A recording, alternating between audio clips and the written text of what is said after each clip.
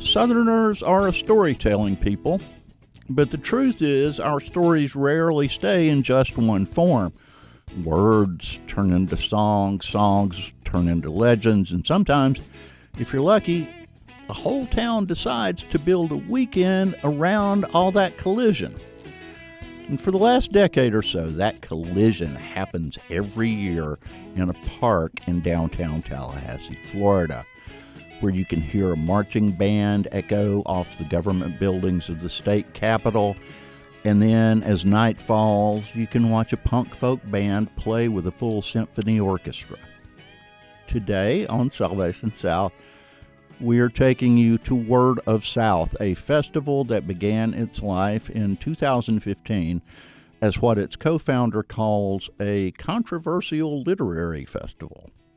And every year since, save for the pandemic break that we all experienced, the Word of South Festival has turned into a laboratory for Southern music, literature, and identity.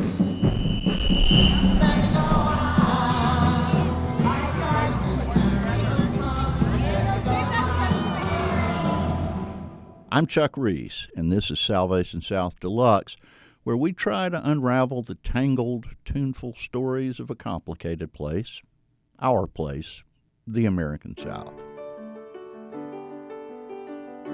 Imagine you had a giant blender, and into it you put a music festival. Then you add a book festival, then you hit the puree button. What you would get is the Word of South Festival.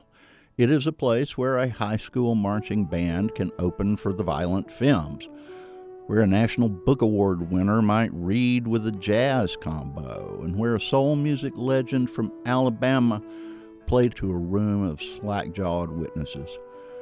We'll walk the park with my friend Mark Mustian, a lawyer/former politician/novelist who, a decade ago, found himself in a predicament and turned that predicament into an arts festival that is unlike any other in the American South.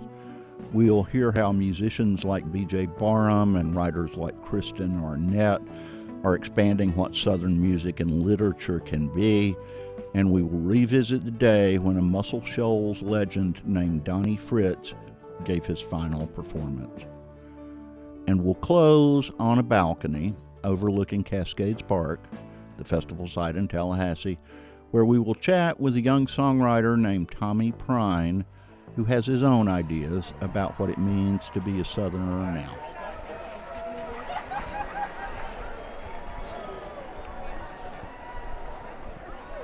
Cascades Park in Tallahassee has a 1,500-seat amphitheater inside it, but the whole park actually sits in a kind of natural amphitheater, a bowl scooped out of the earth with trees and office towers and college kids all looking down on a green space that, for one April weekend every year, belongs to pure imagination.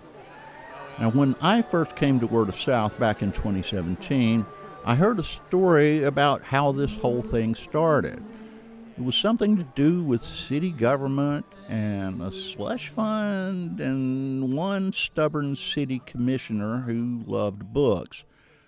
Let's talk to Mark Mustian. Yes, sir. I was a city commissioner in Tallahassee for 10 years, and I had my first and my second novel published while I was a commissioner, and I got invited to a lot of literary festivals around the country. I'd never been to one. And so I went to these things in, L.A. and Nashville. I said, man, we should do this in Tallahassee. There's a reason most people don't start a festival while they're still in office. But Mark had an ace up his sleeve. Well, that isn't really an accurate characterization. It was more like a hot potato. While I was on the commission, the other commissioners passed something that was called deferred compensation, and basically we gave ourselves a pay raise, but I voted against it. I mean, I knew what the salary was when I got there. Item 17 was what it was called on the agenda of a Tallahassee City Commission meeting in 2005. The city charter had a cap on the salaries paid to city commissioners. But to give themselves a pay raise without the trouble of amending the charter, they voted that a quote-unquote deferred compensation of approximately $20,000 per year would be paid into the account of each commissioner. Now, the only person on the commission to oppose this boondoggle was Mark, but he was outvoted 4-1. A few years later, the public sort of caught on to this, and it became very controversial, and it got shut down. But I had this, money that was in my name. I never wanted it. I never voted for it. So when I didn't run again for office, I went to, said I'm going to donate this to try and start the festival. And so I go and meet with the Visit Tallahassee, which is the tourist arm, of the county government, and said, hey, I'd like to contribute $100,000 to start this. Would you guys match it? And they said, yeah.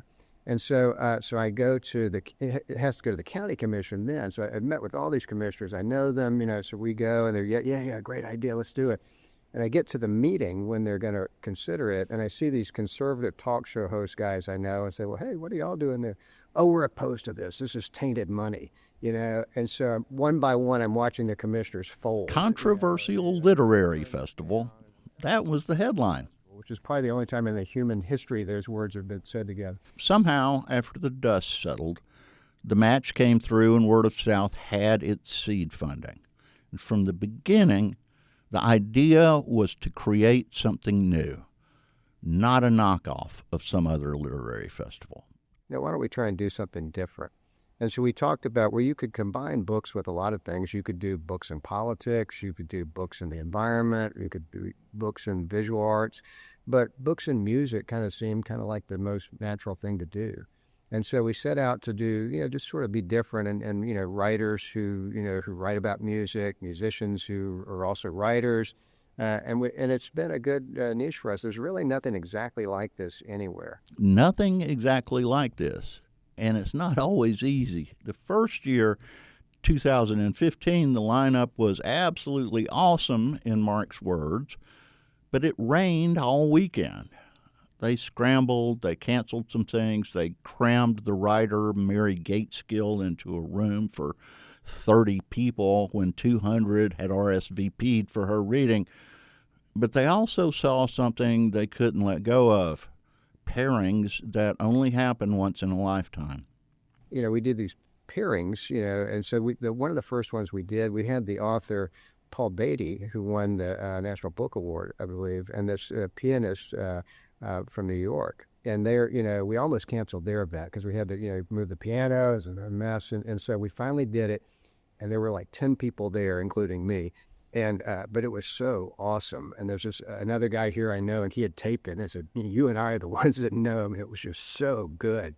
And so that was part of what, said, well, hey, we need to keep this going. And that's the Word of South origin story. A little controversy, a little rain, and just enough magic to make it worth doing again and again.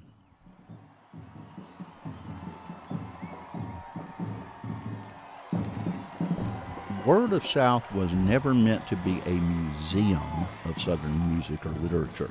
It was designed from the start to challenge musicians and writers to collaborate and innovate, and to open the ears of the thousands of people who attend every year to learn about this region's new voices, new styles, and new ways of belonging.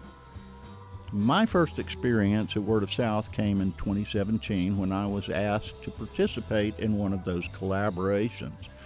I was editing another publication at the time, and Mark Mustian asked me if I would consider helping him program one of the festival's 6 stages. We did that for the first time in 2018, and we did it again in 2019. Then the pandemic hit, and I left that other publication.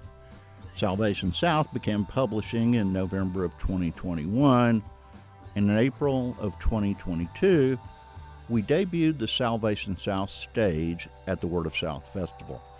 Next month, April 23rd through 25th of 2026, we will be back for our 5th year. And the goal every year is to tell the hundreds of people who come into the big Salvation South tent something about the South they did not know, or to let them hear something they've never heard, or maybe to show them something that might look familiar to them but isn't. few people fit that looks one way but acts another model as well as this guy. My name is B.J. Barham. I am the lead singer of a band out of Raleigh, North Carolina called American Aquarium, and I'm here at the Word of South Festival to play a show with my band. Folks might look at B.J. and his flannel shirt and blue jeans and his high and tight haircut, which makes him look a little bit like an American Dad circa 1958, and draw certain conclusions about him. But put him on stage and he and his band will prove those conclusions wrong. B.J. writes and sings high-voltage protest music that challenges the South to rise above its heritage of oppression. Well, music that came from the South was always some form of protest music. Country music used to be, it would be called woke these days, what we consider country music and folk music. You're rallying against something bigger than yourself. You're rallying against oppression. You're coming together as people to sing about the problems you see in the world. And somewhere along the line, I'm going to say 80s, 90s, it quickly became about, cold beer, dirt road, pretty girl, pickup truck.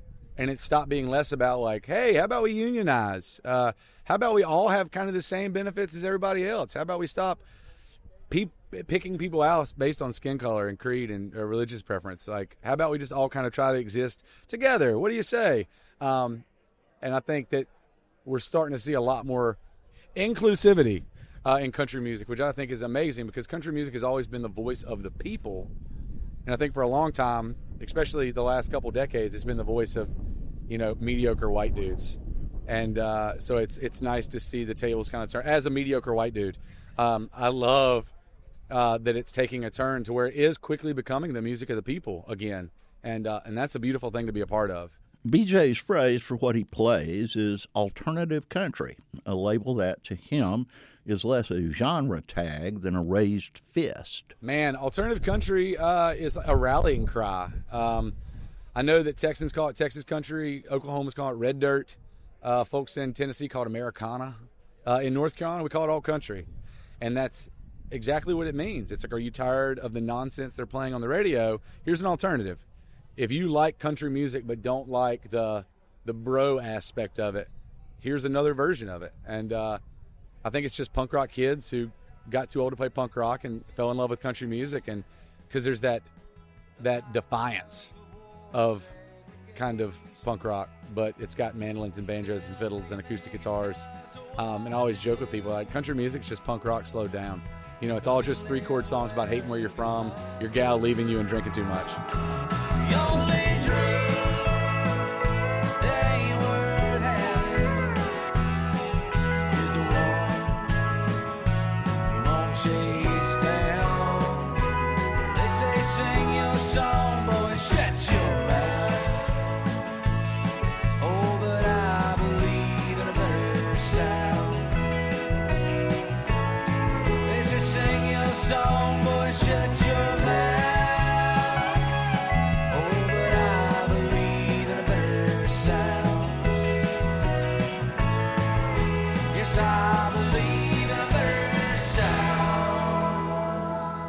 If BJ and American Aquarium are expanding what country music talks about, you can also walk to another corner of Cascades Park and meet a novelist from Orlando who is telling stories of people who used to get overlooked in Southern novels and hitting the New York Times bestseller list by doing so. Kristen Arnett, and we are in Tallahassee, Florida. All right, at the Word of South Festival. That's right, Word of South. All right, so how did you come to be involved with this festival? I've done the festival 2 years ago for my second novel with Teeth, and I had a really good time there. I was paired up with a singer, Heather Maloney, and we did a thing where I'd read a little and she'd sing a song in response, and then I'd read a little something and she'd sing, and it was fun. So it's like one of those things where it's like a little friendly network. It almost feels like family a little bit, I think. Kristen's last book is definitely Southern literature, but not as the old canon defined it. Her story is set in her hometown of Orlando, and its hero is someone she insists belongs in any honest picture of the South. It's called Stop Me If You've Heard This One, and it's about a lesbian birthday party clown in Orlando, Florida, who is like very obsessed with clowning and wants to take her art to like the next level and like kind of level up as an artist while simultaneously like thinking about humor and what it means to be an artist in a place that people consider to be like tacky when it comes to things. I'm from Orlando and I love writing about Central Florida because I think it's a place that's very broad and holds a lot of different kinds of identities and people. I know people have a lot of associations with Orlando. They hear Orlando and they think immediately like Disney World or theme parks. It's like a hospitality industry, which means there's a lot of entertainers and performers living in Central Florida, and that means there's a lot of interesting, weird DIY creativity, which makes for like a really fun time and a lot of fun conversations. If you ask Kristen whether Florida is really the South, she'll give you an answer that feels a lot like the festival itself, resistant to pigeonholes and insistently plural. I think Florida's interesting because it refuses to be nailed down a little bit. So I think, yeah, sometimes it can be like this is like the South, but also, yeah, sometimes it's its own thing. Maybe that's what makes it so interesting to write about, is that it won't let you kind of name it. It's like too squirrely. Yeah. It's like a squirmy place that refuses to be like pigeonholed, maybe. And inside that squirmy place, she says, queerness isn't an import, it's infrastructure. Specifically Orlando, like what I was talking about in the book, is like it is built into the fabric of like the tourism and entertainment industry. Like those are people that work in like makeup, design, fashion, dance and theater, any of the stuff that's like people are going out like, you know, to go see entertainment is stuff that's like most of the time formed and like handled by queer and trans people. So there's this idea that because we have a government that like is very red, is very conservative, is very pushing against like laws for trans and queer people, that would mean that people wouldn't want to live here or don't live here. And I would say that that's like faulty logic. We actually have like a ton of queer and trans people that live all over the state. I know that I have the opportunity to stay and be like an ambassador for like what it's like to be queer and live inside of Orlando. So that means I need to talk about it all the time, and I need to be like a loud vocal person talking about being gay and living in Florida, because that gives me, I have a platform, and that means that people can maybe see that I'm gay and live there and be like, oh, there are people there that are like working, like living artists, like doing stuff. So it feels like very, very, very important for me, like not only to just like talk about it in like essays and different things, but also to like write it into my fiction. From the main stage to the book tents, Word of South is full of people who don't fit the old postcard images of the South, but who claim it because it's their home, and who adamantly insist that even though their lives don't fit any of the old Moonlight and Magnolias stereotypes, they're just as Southern as you are, maybe even more so. After this short break, we'll rewind the clock to 2018, to a rainy Sunday when we had to collapse our tent and retreat into a dark nightclub at the corner of 5th and Thomas in Tallahassee. An unforgettable afternoon where we watched Donnie Fritz, who wrote hits for the likes of Percy Sledge, Dusty Springfield, and Chris Christopherson, have a final hurrah before death took him, only 1 year later. We'll be right back.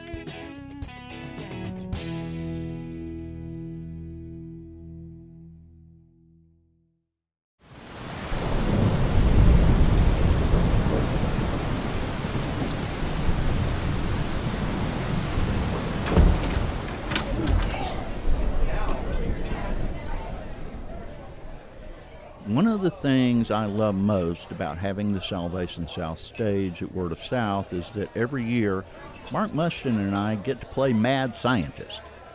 We look at a list of writers and musicians and ask, what kind of story could we tell if we put those two writers together? Or maybe that writer with this musician. Usually what happens is wonderful. Rarely it isn't, but even more rarely, you put a situation together that people wind up talking about for years afterward. So the things I'm proudest of at Word of South are the things that you just can't see anywhere else. And this is one-of-a-kind stuff. In 2018, we did exactly that. Chuck has this idea to said, hey, why don't we bring, let's bring the Muscle Shoals guys down and do sort of a tribute to Muscle Shoals music. In the early 1960s, in the days of Jim Crow segregation, Muscle Shoals, Alabama was one of the 3 southern cities that were turning out hit records written and recorded by black and white musicians working together. The others were Memphis, Tennessee, and Macon, Georgia. My friend Patterson Hood, one of the founders of the rock band Drive-By Truckers, grew up in Muscle Shoals, and his father, David Hood, was the bass player in the legendary Muscle Shoals rhythm section. In 2018, another creator of the Muscle Shoals sound, the writer and keyboardist Donnie Fritz, was working on an album called June, a tribute to Arthur Alexander. You might never have heard of Arthur Alexander, a black songwriter and singer from Muscle Shoals, but in 1961, Alexander recorded a song he wrote called You Better Move On. It was a hit, and later, a British band chose to cover You Better Move On for their first album. I'm sure you've heard of them, the Rolling Stones. In the next year, Arthur recorded another of his songs in Muscle Shoals, Anna, Go to Him. Another British band chose Anna for its first album, and you've probably heard of them too, the Beatles. So we brought Patterson Hood and his dad, David, and Donnie Fritz, and another son of North Alabama, John Paul White, formerly of the duo The Civil Wars, and his band to Word of South.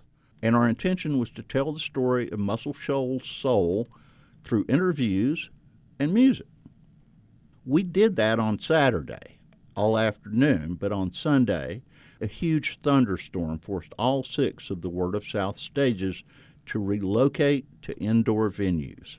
I'm trying to make a circuit around to different venues because it's raining, make sure everything's okay. And so I catch the sound check at Fifth and Thomas for John Paul White singing this Arthur Alexander song. I'm thinking, man, this is good.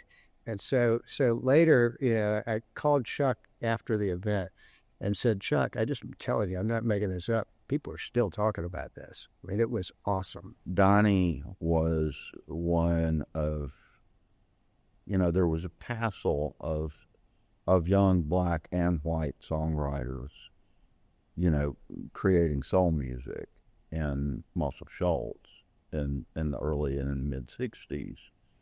And Donnie wrote this amazing song.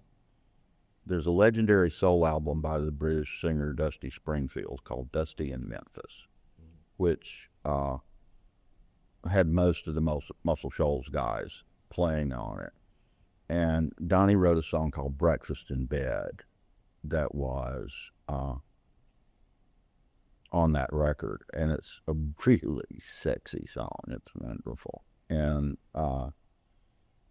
that was the end of that show at Fifth and Thomas that day was Donnie playing his old Wurlitzer piano, which he was a master of, and David Hood playing bass, and John Paul playing guitar, and Reed, John Paul's drummer, playing drums, and John Paul, he sings like an angel, sang Breakfast in Bed, and people's jaws were just on the floor. That's what I heard the sound check of. The air in that little nightclub felt electric. There was something else in the room that day, too, something quieter. I wanted to hear John Paul White's memories of Donnie Fritz from that day, so I called him up. The first time I sat down and had an extended conversation with him, he played that song Errol Flynn, which is on Oh My Goodness that we made. And he didn't write Errol Flynn, but when he played it, I would have sworn it was his life. And it sounded like his songs, and it was just brilliant. And he was crying by the end of it. It was the first song he even played for me. He barely knew me. And I was crying too. There's a very short cord between his heart and his tear ducts. He is always on his sleeve It felt like the entire audience's emotions that afternoon were as raw as Donnie's, because for Donnie, it wasn't just another show. I think what it meant to Donnie made more difference than what it meant to me ultimately was derived from what it meant to Donnie. Donnie had spent so much of his career feeling underappreciated, and was always second fiddle to Chris Christopherson as his side guy. Never complained about that, but you sense this hunger when I first met him, this need to show people, this need to have a legacy, this need to have something lasting left behind. And that afternoon in Tallahassee, for just a little while, he did exactly that. In a way, that's what Word of South is for, to give overlooked people a stage and to give old comrades one more night to do what only they can do in front of a crowd who, when they walked in, had no idea how lucky they were about to be. Your face is a mess. We don't have a recording of that day inside that club, but John Paul White and Donnie Fritz did record themselves doing Breakfast in Bed, and they released it only as a limited edition 45 on vinyl. Well, don't be shy, you've been here before. Pull your shoes off, lie down, and I'll lock the door, and no one has to know you come here again. Darling, it will be like it's always been before. Breakfast in bed and a kiss at 3. You don't have to say you love me. Breakfast in bed, nothing.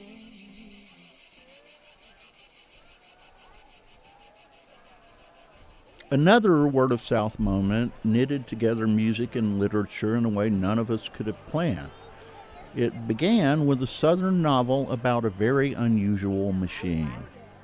Midtown Reader, a beloved local bookstore in Tallahassee, worked with the Word of South staff on an event called One Book Tally. The idea was that the whole Tally community would read one book whose author would appear at the next Word of South. One of their picks was a book called The Big Door Prize by a Baton Rouge, Louisiana native named M.O. Walsh. So basically, it's a book. It's set in a small town in Louisiana. It's a made-up town called Deerfield, Louisiana. And basically, what happens is one day at the local grocery store, this kind of strange machine just shows up. It looks kind of like a photo booth that you'd see at like a fair, right? But what it says it can do is it says for only $2, it can analyze your DNA and tell you what your potential in life could be, right? And so what happens basically is people start in this small town trying it and getting really surprising results. I've always been under the impression that like a vast majority of people on the planet probably have no idea what they could be great at because they never had any reason to try it, right? And so I love that idea, and I was like, well, what would it be like if someone could just like whisper in your ear, like, you know what, you'd be really great at this. M.O. Walsh's initials stand for Milton O'Neill Walsh. His friends just call him Neil.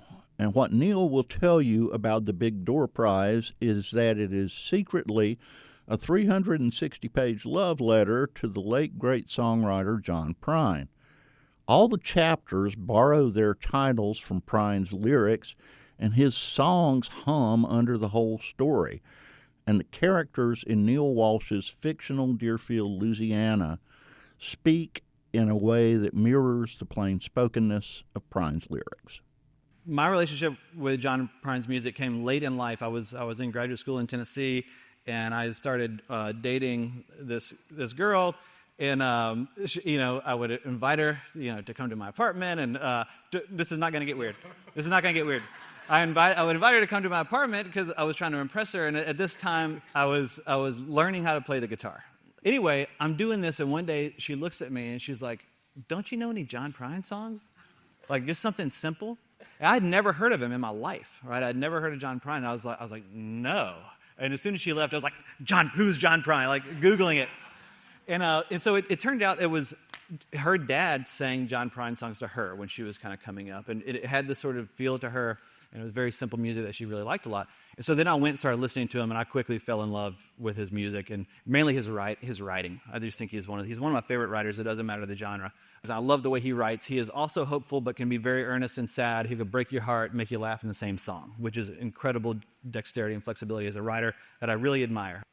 And so that girl is now my wife, right? So we've been married. Yeah, we've been married for over 20 years now, and we still go out on the back porch and play John Prine songs together. The Big Door Prize, which was published in September of 2020, later became an Apple TV series that lasted 2 seasons, and then a community-wide read in Tallahassee, and finally, because this is word of South, it collided with John Prine's own family. Here's the voice of our producer. All right, man, so can you start off by saying what your name is and what you're doing here? Yeah, my name is Tommy Prine, and I'm here to play songs. We had convened a panel of songwriters for an onstage song swap and discussion, and Tommy Prine, John's son, was one of our guests on that panel. We also knew that before the Big Door Prize came out, Neil Walsh wrote a letter to John Prine to thank him for the inspirations that his songs had provided. And Neil's plan was to send that letter to Prine with an autographed copy of the book. But sadly, John Prine died of COVID in April of 2020, 5 months before the Big Door Prize came out. So I invited Neil to help me moderate that songwriters panel, and that gave Neil a chance to deliver the letter and the book to John Prine's son, Tommy. Tommy talked to us about how his father's music has that effect on people. I mean, my dad's music, I think most people will tell you this, like, kids love it, but I think that there is an aspect of my father's music, especially his lyrics, that don't really hit until you have a little bit of life under your belt, So it was like the first time I got my heart broken is when I was listening to my dad sing a song, and I started tearing up, and I was like, this has never happened before. I'm like, what is this?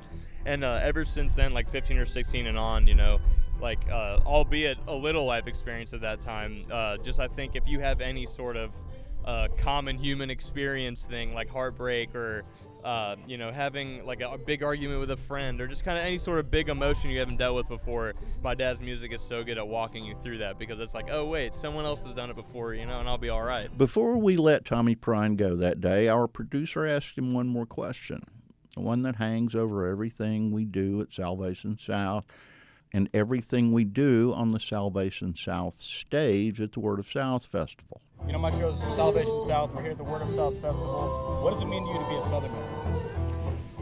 To be a Southerner, man, I think to be a Southerner means that you have a responsibility to open your heart to everyone you meet. A responsibility to open your heart to everyone you meet. For a festival that began with tainted money and controversial headlines, that sounds like a fine mission statement. In Cascades Park every April, you can watch Southern artists make things together that will never be repeated. This year, the Salvation South stage will be back at the Word of South Festival, and we got 2 days of programming coming up, the first of which will be dedicated to the writers and musicians of Appalachia, and it will feature former Kentucky Poet Laureate and best-selling novelist Silas House and the founder of the Affrilachian Poets, Frank X. Walker. The other day will bring the Poet Laureate of Alabama, Jacqueline Allen Trimble, into conversation with the generation younger punk rock poet from Birmingham, Lee Baines III, into a conversation together, after which Lee will pick up his guitar and sing, and then we'll end the day with a performance by a wonderful musician from Tennessee named Amethyst Kaya, whose music resists any attempt to pigeonhole her. Now, many of these artists have been our guests here on Salvation South Deluxe, so you might already know their wonderful work, but what will happen when they come together? You're going to have to come to Tallahassee on the weekend of April 23rd to find out. Word of South is messy, but it's magical, as Mark likes to say. It's a place where we don't start with an agenda, but with the desire to experiment. We just take a book or an essay or a poem and we rub it up against a song, like a genie would rub their lamp, and we see what happens. Thanks to my friends Mark Mustigan, BJ Barham, Kristen Arnett, Emma Walsh, and Tommy Prine for their generosity and their words and their music. Thanks to the volunteers, librarians, bookstore owners and clerks, college and high school students, and city workers who make Word of South possible. We must also thank Jeremy Powell, who produced this episode and also serves as Georgia Public Broadcasting's Director of Podcasts. I also want to thank Sandy Malcolm and Bert Wesley Huffman at GPB for their ongoing support of what we do at Salvation South. You've been listening to Salvation South Deluxe, produced in cooperation with Georgia Public Broadcasting and its network of stations around the state. You can find us and a whole lot more stories about this complicated region at salvationsouth.com. I'm Chuck Reese. We'll be back next month with another deluxe look at the American South. Until then, why don't we just take Tommy Prine's advice and let's just open our hearts to everyone we meet.